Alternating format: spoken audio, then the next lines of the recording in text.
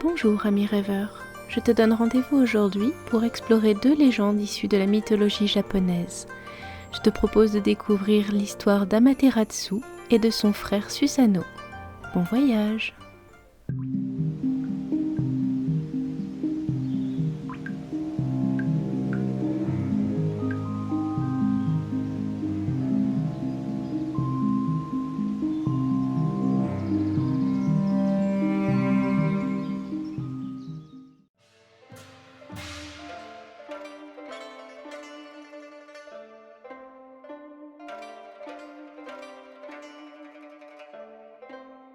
Alors que le dieu Izanagi était en train de se laver le visage, la déesse Amaterasu jaillit de son œil gauche. Elle était si belle et si rayonnante que son père décida de l'envoyer briller au milieu du ciel. Amaterasu avait pour frère Susanoo, le dieu des vents et des tempêtes. Celui-ci était très colérique, mais il aimait sa sœur par-dessus tout.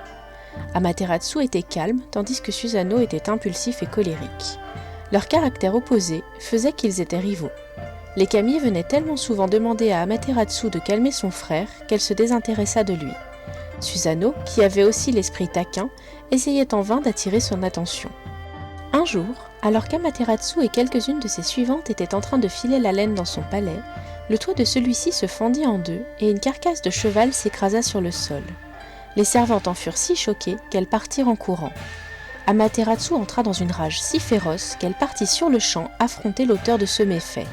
Elle vit alors qu'il s'agissait de son frère Susanoo, qui avait décidé de la provoquer une fois de plus. La déesse furieuse décida d'aller s'enfermer dans la grotte d'Iwayado pour ne plus jamais en sortir.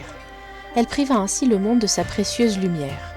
Les kami tentèrent alors par tous les moyens de calmer la déesse et de la convaincre de revenir apporter sa divine lumière sur l'univers. Rien n'y faisait, sa rage semblait ne jamais faillir. Après plusieurs mois, les kami décidèrent de mettre au point un nouveau plan pour faire sortir la déesse de sa retraite. Ils organisèrent un gigantesque banquet juste devant la caverne céleste et ils demandèrent à la jeune Uzume, déesse de la gaieté et de la bonne humeur, de danser devant l'entrée. Les kami firent ensuite croire qu'ils avaient enfin trouvé une remplaçante pour Amaterasu, plus belle et plus jeune encore que la déesse du soleil. Amaterasu, intriguée par tous ces rires et vexée d'entendre qu'elle avait été si bien remplacée, décida de regarder à l'extérieur pour voir qui était cette nouvelle rivale. Elle croisa alors le regard d'une magnifique jeune femme, éblouissante comme le soleil. Captivée par elle, Amaterasu sortit de la caverne pour voir cette jeune femme de plus près.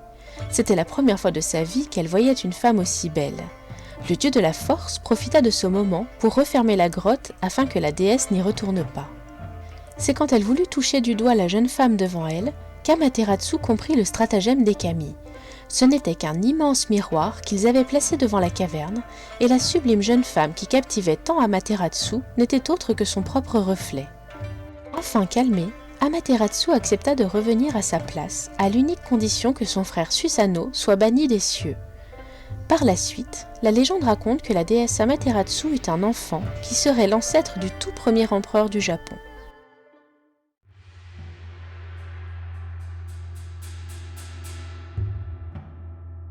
Susanoo, dieu des vents et des tempêtes, était le fils d'Izanagi.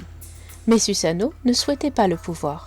Son seul véritable désir était de pouvoir aller voir sa mère aux enfers. Tous les jours, il harcelait son père pour avoir le droit d'aller la voir, tant et si bien qu'Izanagi le chassa.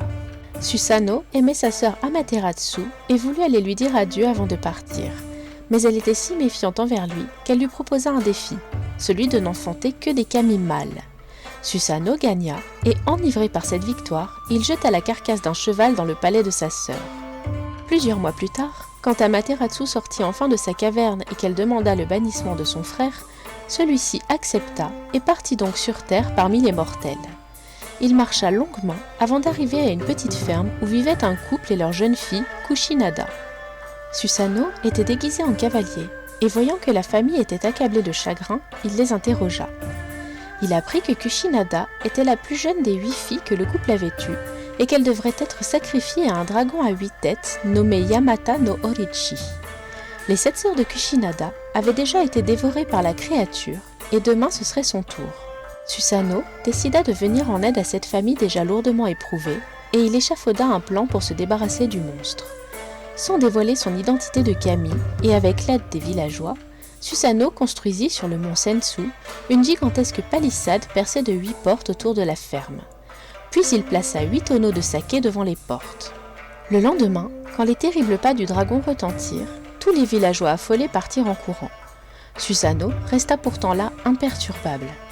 Il perça l'un des tonneaux et se cacha dans une charrette. Le dragon, attiré par l'odeur, passa l'une de ses têtes par la porte, tandis que les 7 autres têtes montaient la garde. Bien que suspicieux, il décida néanmoins de boire le saké qui lui était offert. Puis, voyant que rien de dangereux ne se passait, il passa ses autres têtes par les ouvertures pour boire dans chacun des tonneaux. Susanoo sortit alors de sa cachette et en un seul coup trancha l'une des têtes. Le dragon, fou de rage et de douleur, se releva pour attaquer son assaillant, mais il était alors déstabilisé par l'alcool. Titubant, il n'arrivait pas à viser. Susanoo trancha les têtes une à une et le dragon tomba mort à ses pieds. Susanoo, porté en triomphe par les villageois, décida d'épouser la belle Kushinada et ils fondèrent ensemble la dynastie d'Izumo. Dans la queue du dragon, Susanoo trouva l'épée magique Kusanagi no Tsurugi qu'il décida d'offrir à sa sœur Amaterasu en signe de réconciliation. La légende raconte qu'Amaterasu fit 3 cadeaux à ses descendants. L'épée offerte par son frère, le miroir qu'il avait reflété à Iwayado et portant le nom de Yamata Kagami, ainsi que le Magatama, un bijou sacré. Ces 3 cadeaux étaient la preuve que Ninigi, le petit-fils d'Amaterasu, disposait du droit divin de régner sur le Japon.